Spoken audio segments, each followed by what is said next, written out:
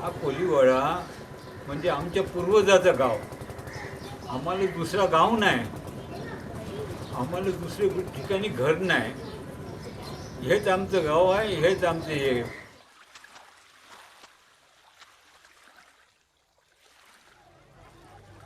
कौलारू घर कुडा मातीची शान होती आमचे कोल्यांची. दारी अंगण दादा तुळशी वृंदावन, जावल्याची वलन हाई टोपल्या खोपन रे, जावल्याची वलन हाई टोपल्या खोपन. कणगी भरली होती म्हावऱ्याची, सुके म्हावऱ्याची शान होती आमचे कोल्यांची. पाण्यानं झाली आम्ही टाकताव दर्यानं, 2-3 वावन झालं भरे म्हावऱ्यानं र, 2-3 वावन झालं भरे म्हावऱ्यानं. कमाई होती आमच्या मेहनतीची, आमच्या हिमतीची शान होती आमचे कोल्यांची.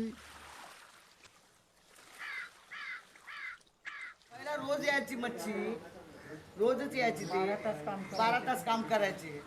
आणि आता काय 2-2 दिवस येत नाही, कमीच भेटते. 15 दिवस येत नाही, 10 दिवस येत नाही. कोळीवाड्याचा सिद्धांत असा आहे की ज्या ठिकाणी मासळी उतरवण्याचं बंदर असलं पाहिजे, असावं लागतं, मासळी सुकवण्याच्या जागा असाव्या लागतात आणि घरं बांधण्यासाठी जमीन लागावी लागते. त्या 3 गोष्टीने कोळीवाडा सजलेला असतो.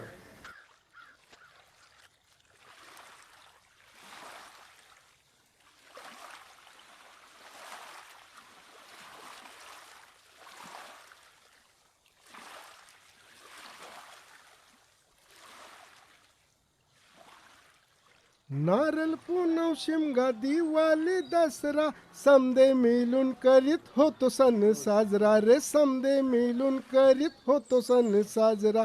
एकी हाय आमचे या गावाची, साऱ्या गावाची शान होती आमचे कोल्यांची. गाव पण गेला तर शहर झायलंय, समिंदर खाड्यांचं गटार झायलंय र, समिंदर खाड्यांचं गटार झायलंय. हाय भूमिपुत्रांची, भूमिपुत्रांची शान होती आमचे कोल्यांची. कौलारू घरांची झायली आता मारी, क्लस्टर एसार्ये हनलय आमचे दारी र, क्लस्टर एसार्ये हनलय आमचे दारी. दादागिरी हैया सरकारची, दादा सरकारची शान होती आमचे कोल्यांची. आम्हाला तुमचा विकास पाहिजेच कसा? आम्हाला नको तुमचा विकास, आम्ही आमचा स्वयंविकास करून घेतला. आम्हाला आता गरज नाही. आता जे काय आहे आमचं शाबूत ठेवा, इतकीच मेहरबानी.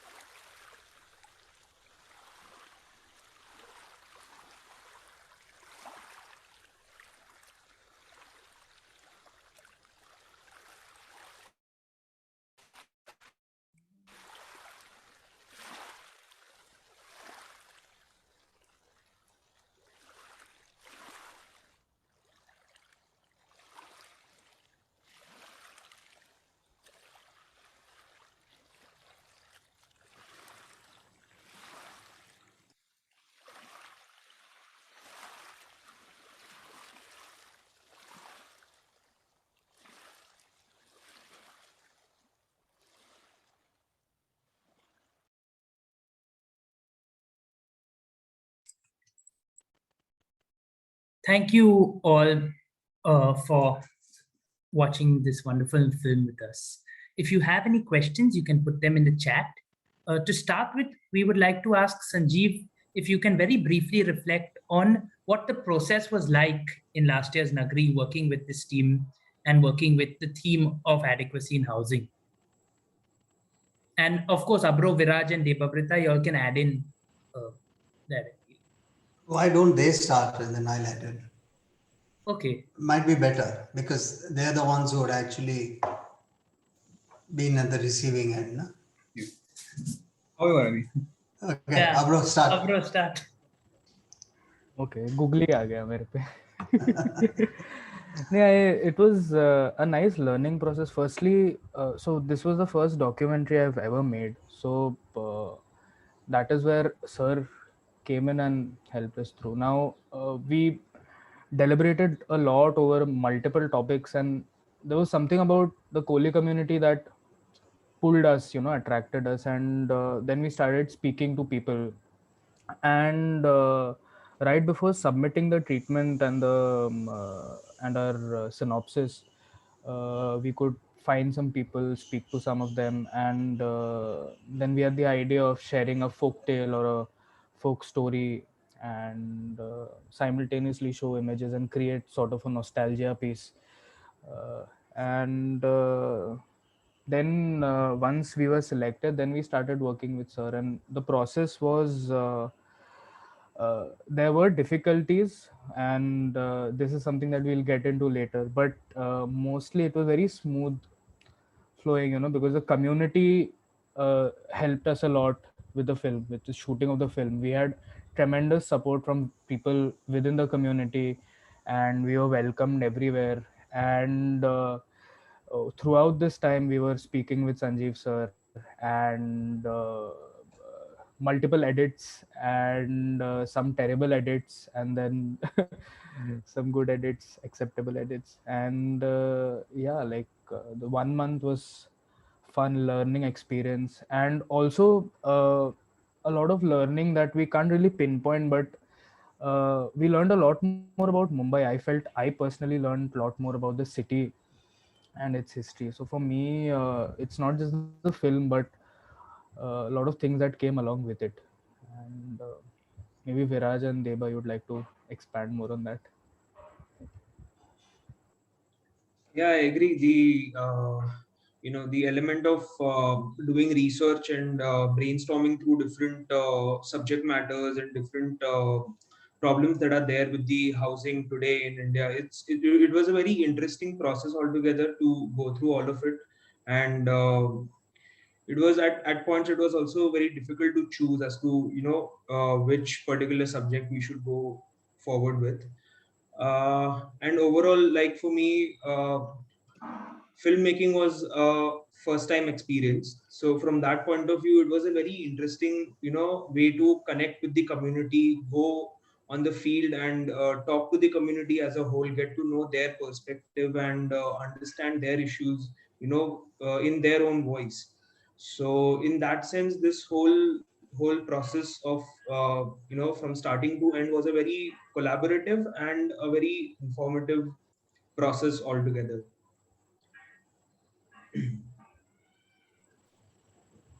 Yeah, I agree with Obro and Viraj, and it came very randomly to me. Obro called me up one day and he said, "Let's do this. There's a competition." Viraj has spoken about it, and it was so interesting. It came to me at a time where not much was happening, and then it was so nice where we within 2 weeks when we like brainstormed through a lot of ideas, and then we were really it felt good to be a part of something. And like it was during, I mean, the pandemic is still going on. This was in the October of 2020, and it was good to have something to do, something to look forward to. And obviously, three of us, we live very close to each other and not very far from the Kolivadas, barely 35 to 40 kilometers, right?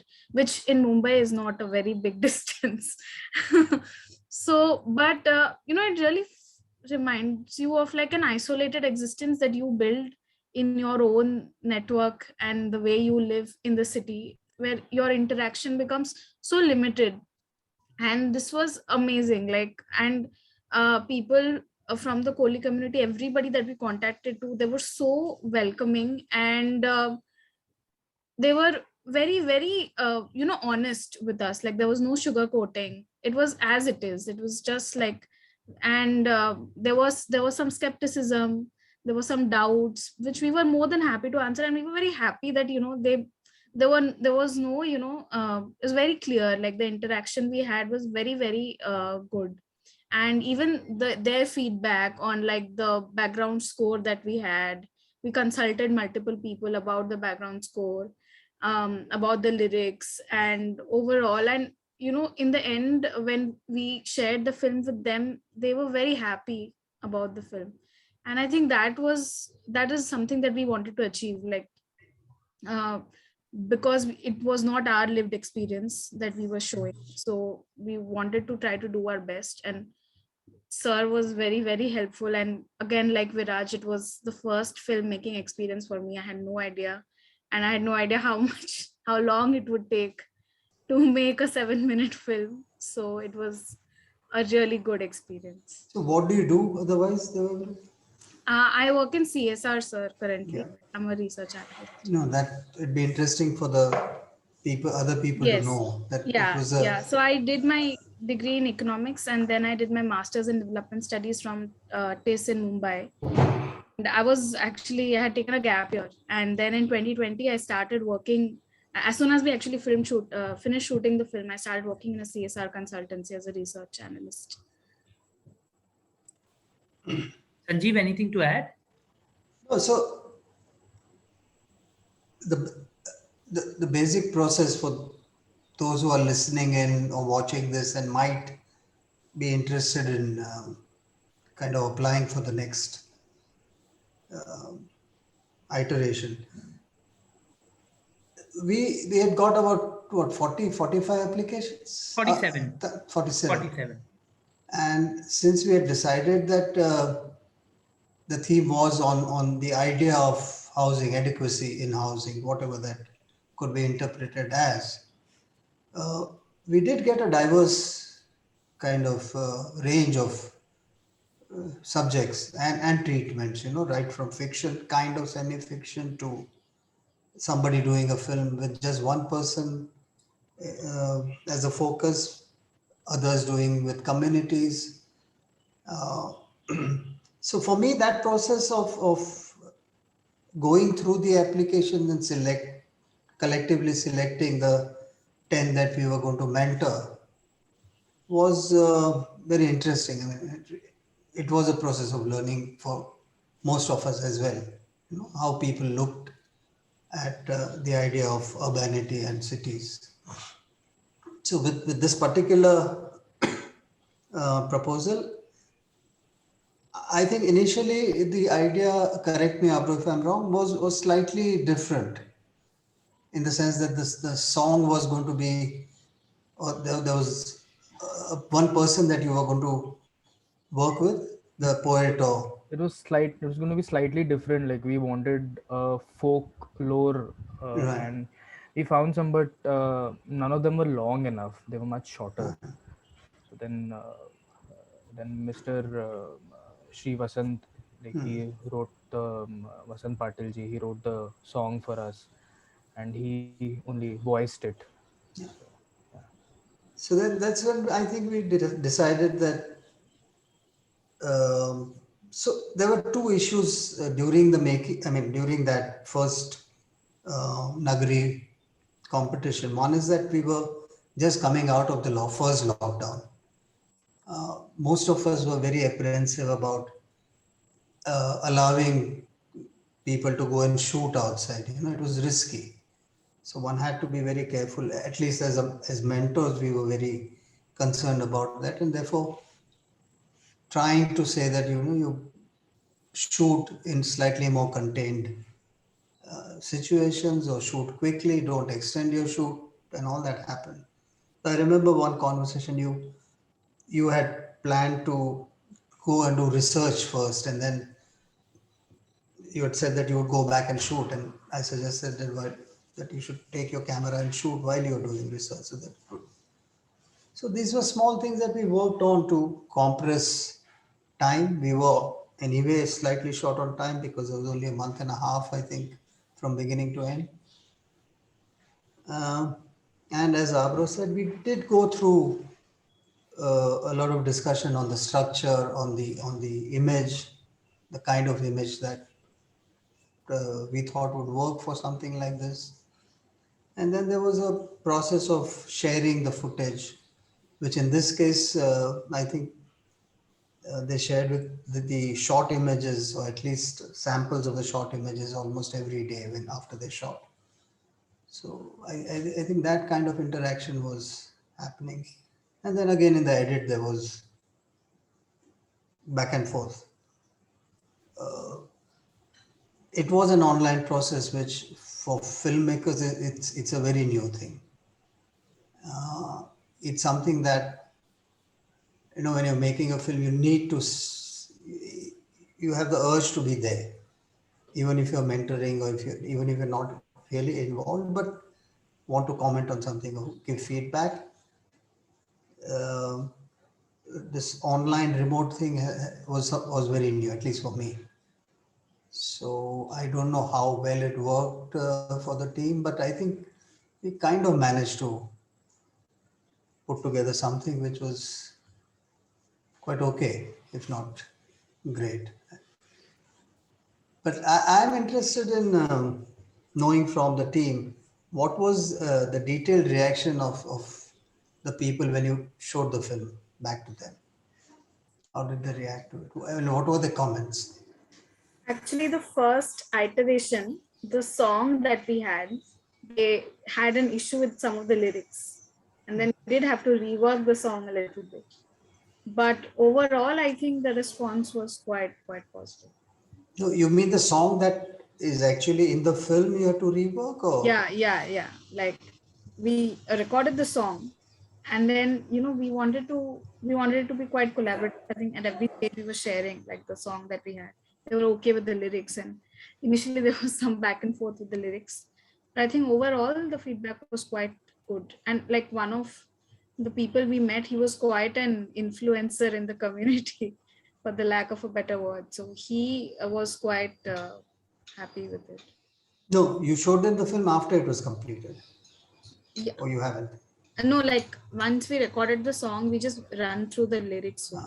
No, have you showed them the film after it's been completed? Yeah. And what was that reaction then? Right. Mostly positive. In fact, they told us only the positive reactions at least. So, in fact, recently somebody connected with us again, and he wanted to like get in touch with us for some more footage, because almost on a daily basis they're working with the media and they're trying to put forth, their problems, and so like that is why we had a lot of support also, because and they thought, okay, there are people coming from outside, and they were a little confused. They thought that Devadrita, who studied at TIS, it was actually a project by TIS, so they were extremely excited that, okay, TIS is doing a project on us, and they'll probably come forth and help us.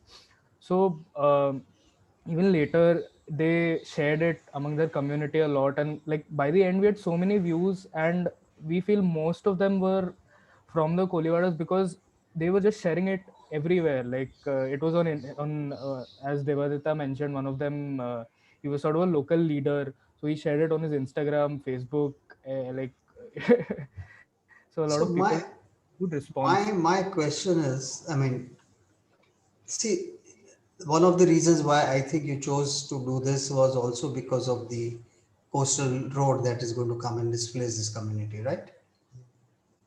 Yeah. Do you think films like this in any way help with the struggle of the people opposing that kind of development? Yeah, I think. And how does it do it? Because somebody else making a film for the next iteration, it might be helpful for them as well, and as a learning for all of us, Yeah.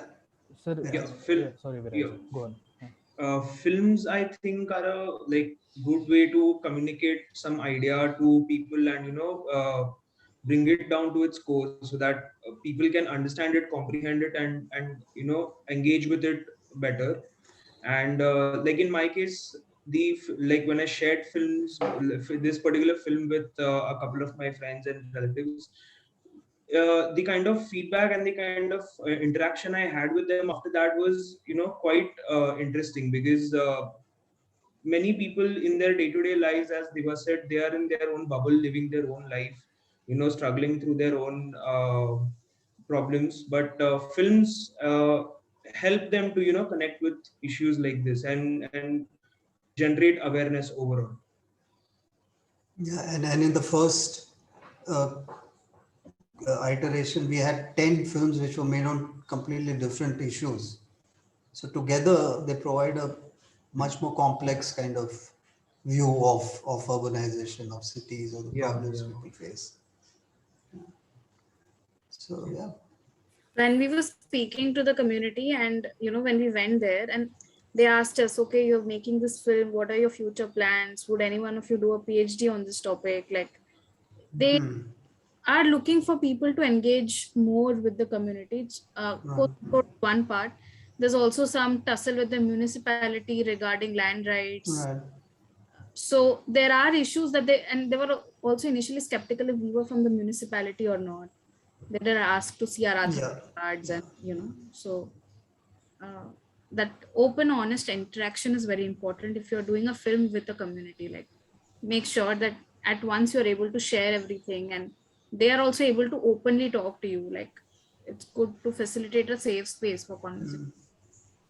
Considering that there has been adequate conversation with the community in Koliwada, and Koliwada being that compact collective of history and coastal history basically, and Koliwada also being their house or the place of habitation, what was their reaction or what was their critique about the coastal road project, it being a infrastructural project along the coast? Did they have any particular understanding of that project or the forthcomings that Mumbai will have eventually? So as of July of this year, 90% of the project has been completed, right? And when we were filming, so it had been stalled for a while. Around a year, the project had been stalled, and then now 90% of the project has been completed in like the area near the place we shot in Khardanda, the Worli area, which is the southernmost part of Mumbai. So it has actually directly affected their fishing. Like, there's two kinds of fishing. One is which happens in very shallow waters next to the shore, and then one which happens in the deep sea. So, increasing fuel prices and large commercial trawlers have affected the deep sea fishing for the Koliwadas. But the shallow fishing has been immediately affected by the coastal road and even the Vandravali ceiling, which already exists as another bridge on the sea. So because their nets can get stuck, the quality of fish has reduced, the quantity of fish has reduced. And initially they had a fishing season of 8 months, barring just three to monsoons. And now the fishing season is 4 months only. It's September, October, April, and May. That's it. And so the fishing season is reducing, and also very close to the shore, there's like an increase in plastic effluents. That is one thing that is hampering the quality of fishing, as well as obviously the construction that is happening in the near shore water, which is close to the shore, and that is again causing another sort of an issue. So they have been very vocal, especially people in Worli, Koliwada, which is right where the coastal project starts. So they have been very vocal, but I mean, the project is about to be completed in the next 2 years now. So, and also they said that they'll be building a wall, right? Because most of the land is being reclaimed for this, so they have to build a wall so that flooding can be sort of controlled. So because of that also, now there's a problem with fish. Now already there's been reduction in the amount of crabs that they reach the shore, that they catch, lobsters, anchovies, and also Bombay duck, catfish, prawns. So there's already reduction, and now there's another project. The Shivaji statue will also affect their water a lot. along with the Coastal Road project. And although they'll be using some they said that they'll be using eco-friendly material to sort of build that wall, the water flow is being affected. So their fishing will be affected. There'll be smaller whirlpools that will be created. Boats could get stuck, and it is potentially fatal. So that is their primary fear, that it is potentially fatal, those whirlpools. And they can't go further ahead. That'll be a problem. And besides, there's always been the issue of bigger fishing sort of corporations and artificial light fishing and all of that. So it had already been hampered, but as Devadita mentioned, even short at the short distance, that will be affected now because of the flow of water being affected. Okay, very interesting. During your interaction with the community, did you witness them interact with the coastal ecosystem and ecology in a way that's different from maybe other coastal neighborhoods in Bombay, for example? Yeah, so Viraj? So basically, if you see, the Koliwadas have been in this place for a very long time, like for hundreds of years, and the kind of way they have organized themselves and the way they have, grown as communities or as settlements have been with respect to their livelihood and the way that it supports their livelihood. Space for drying fish, then docking areas, place for making the nets or fixing the nets. So that sort of thing we observed when we visited these Koliwadas, that the spaces that were allocated here are very different as opposed to how Mumbai overall has grown over time now. So in that sense, their interaction with the coastal ecology and the coastal region overall was quite different, and their orientation and organization was also quite interesting as opposed to how we see in Bombay. I So I also think, I feel mean, sorry, bro, please continue. I also feel very culturally, the sea is a part of their like livelihood. Their mythology is about the sea. Their folklore is about the sea, and they naturally worship the water.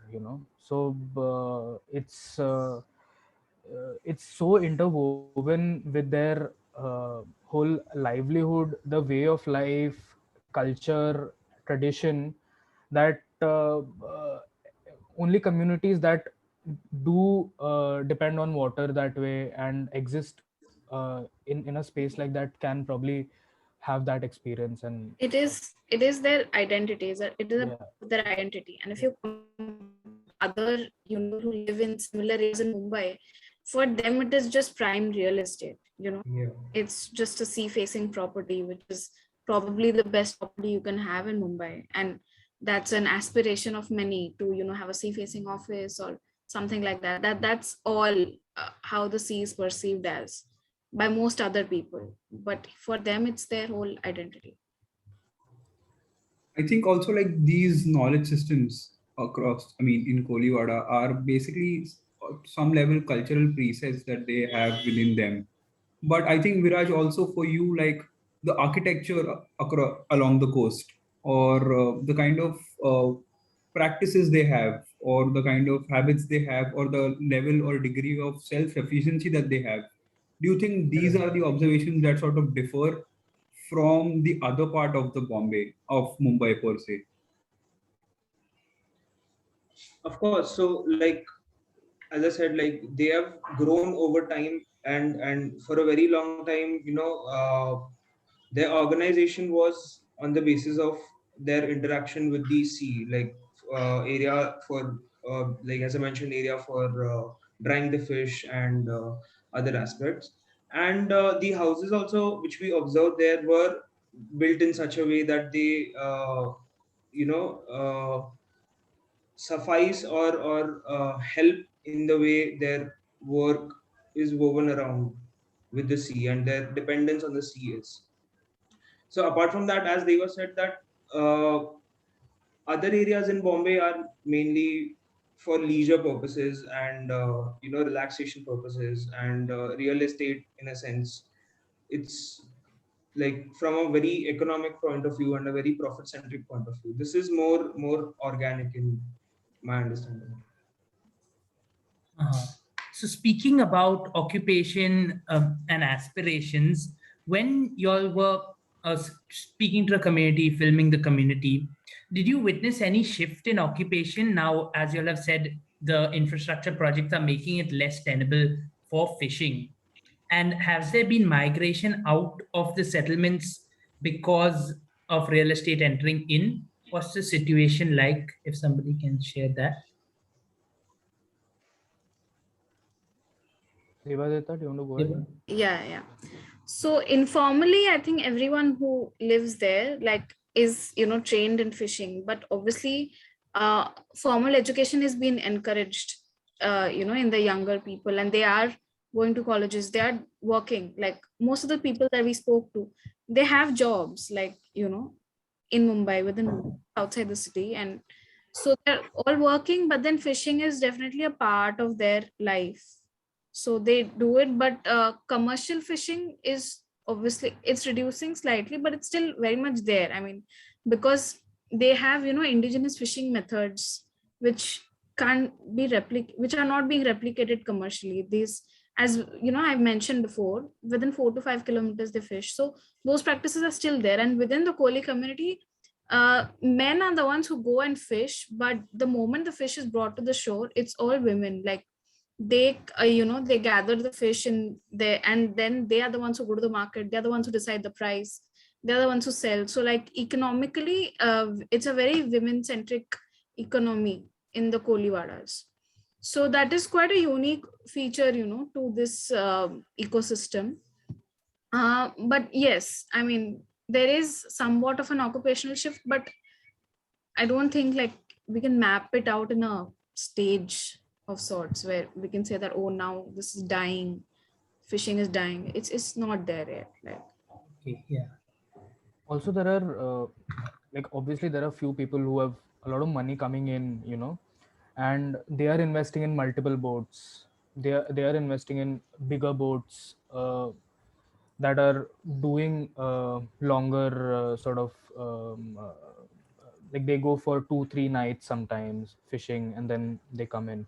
So like there is mix of that also. Then there are mix of like people sort of going on smaller boats for just fewer hours, and so that mix is also there. And as of course what Devadetta pointed out. and with the municipality, there have been a few Koliwadas which have been, rehabilitated. It's called SRA, Slum Rehabilitation Authority, and the Koliwadas, and then the people have to go to a separate area. That has happened in Sion. It has not happened in other areas but the municipality is asking them to show them ID cards of possession of the property. But how do you produce papers of a house or like an area that has been in a family for 300 to 400 years? So and and there is this whole idea about a Koliwada is not a slum. It is a urban village. It is an urban fishing village. So then on what basis is this claim of rehabilitating this place? This is just very much part of the city. This is the first part of the city, not anything else. So that is also a tussle as far as real estate development and housing goes. So which is again why the skepticism when when we went there and they were like, are you from the BMC, are you from the municipality? So I think this sort of initiates an interesting question, because the land to water link that Koliwada has. So if a land acquisition also happens, then I think it sort of questions the whole idea of livelihood to Koliwada, right? It's just not land acquisition. The shift of land is not going to answer or sort of suffice them in terms of livelihood. So, I mean, is that one of the problems that they were listing? And yeah, they, when like if let's say they say that this land has to be reclaimed and you get X amount of area, there was a question about we need space to dry our fish. Maybe they're giving us buildings to live in, they're not giving us drying land. Then that's not sufficient. That's That's not a housing space that is meant for us, you know. Like Right. they're used to, in Mumbai obviously there are big buildings and everybody almost lives in apartments. There's no concept of individual houses, but Koliwadas are individual houses because you need that space, you need the space to dry your fish.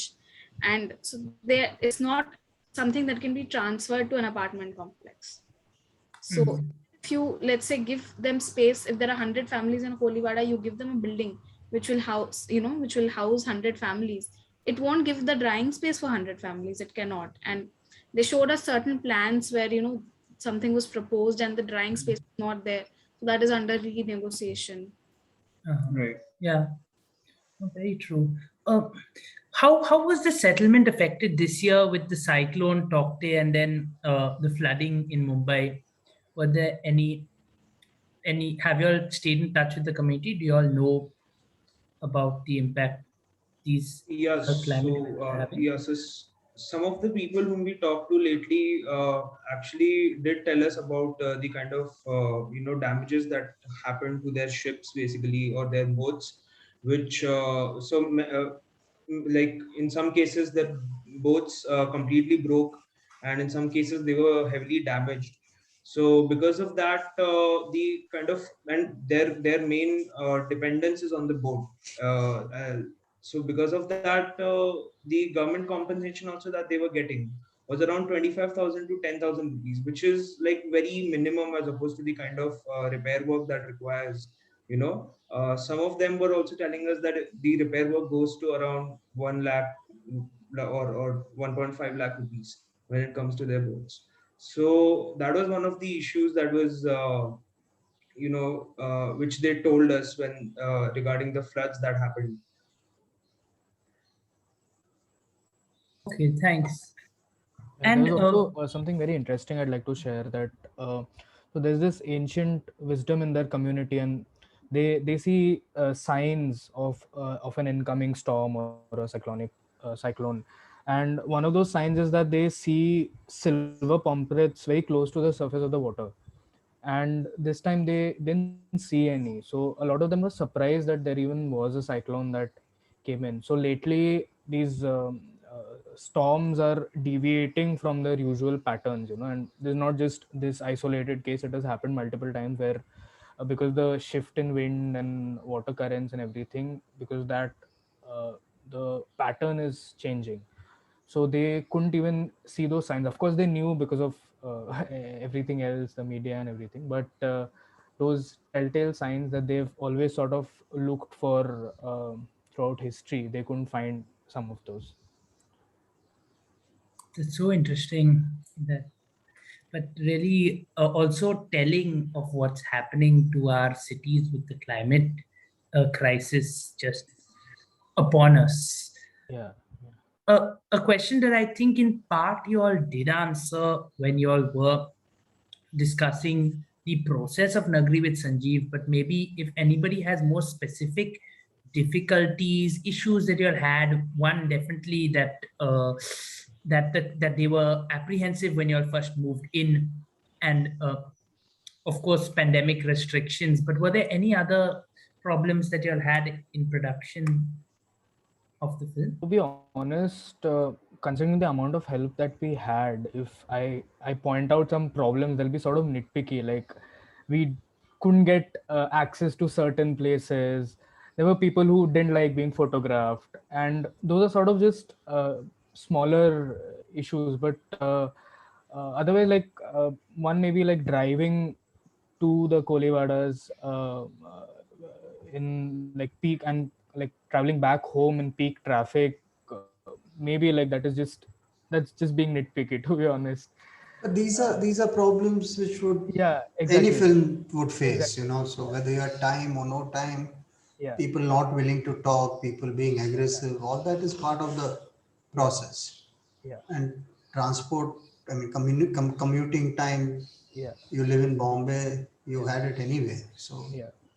No, right in the at the start of the process, we met a brilliant artist called Parag Tandel, who's actually put out a lot of his work at various galleries, exhibitions, and he's a vocal advocate of for like Koli people rights, culture, and we also spoke to somebody called Sarvesh Tare, who's working as a researcher, and he works mainly with Agri and Koli community. So like through them we met a bunch of people, and right at the start we suddenly had like contacts across Bombay. Like we met somebody, we could speak to somebody in Warsaw, somebody in Mad Island, uh, somebody in Worli and Khardanda. So we just like it was just like a snowball, and then we had the film. Our last question is, if you had to remake the film now with this year's theme, again, I know that the topic of the Koliwadas with their whole housing being so connected to their livelihood, but would you change or move anything around? How would you frame it if the focus this year was on livelihood?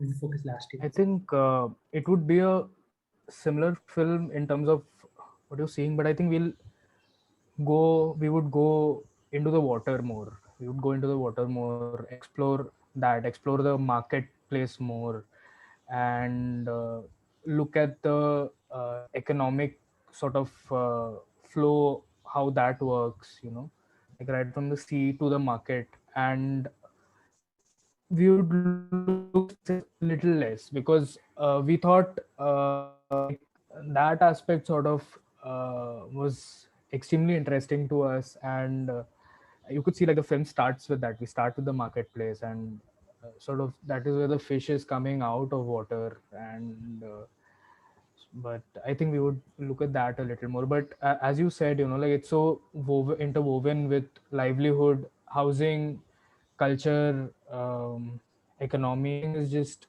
in that space, interlinked, connected. Thanks. Any more questions from anyone in the audience? You can put them into the chat box. Any other observations or anything? For us, it was really wonderful, and it was this film and another film again from Mumbai, I think, because Mumbai is the mega city, which were front runners in the People's Choice event for this. And it was changing every 15 minutes. The Fish Out of Water was leading, and Mayavi Swapna Mahal was leading, and we were sitting on the edge of our seat eating our nails because we didn't know who would win, and we had to stop the count specifically at 12 noon. So we started clicking screenshots from like 11:57 till 12 to make sure that, I think there was less than 100 votes that divided the two films. But I'm guessing 15, now I know how 15 you're votes. and now It I was know 15 votes, yeah. votes at 12. Oh my god. And now I know how with the community like giving you all the full backing, the way you all rushed it. Amazing. Which again I just shows like that to, there was such a great participation behind your film. Yeah, I'd just like to give a shout out to Akash, who was the DOP on the film. He couldn't join us today for some personal reasons, but he was great help throughout the process. And yeah, like just shout out to him. I think logistically with like Yeah. equipment, the lens, all his contacts came through.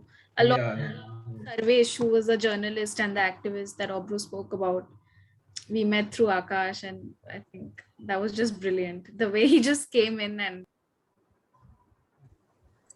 And of course, Sanjeev sir. Yeah, thank you. It was my job. Thank you guys for the energy you all brought to the competition, for your attempt to work with the community and tell a story. It really was wonderful to even work with you all, and we hope to stay in contact in the future as well. There's nothing preventing last year's participants from applying, na? No, nothing. So bro. you can think, bro. Still have a week. Okay. Thank you so much. Okay, that's great. Thank you. Bye. Bye. Thank you, everybody. Thank you very much. Thank you for this Thank you. opportunity. Thank you, sir. Thank you, Tahir. Bye, everybody. Bye, Sanjeev. Take care.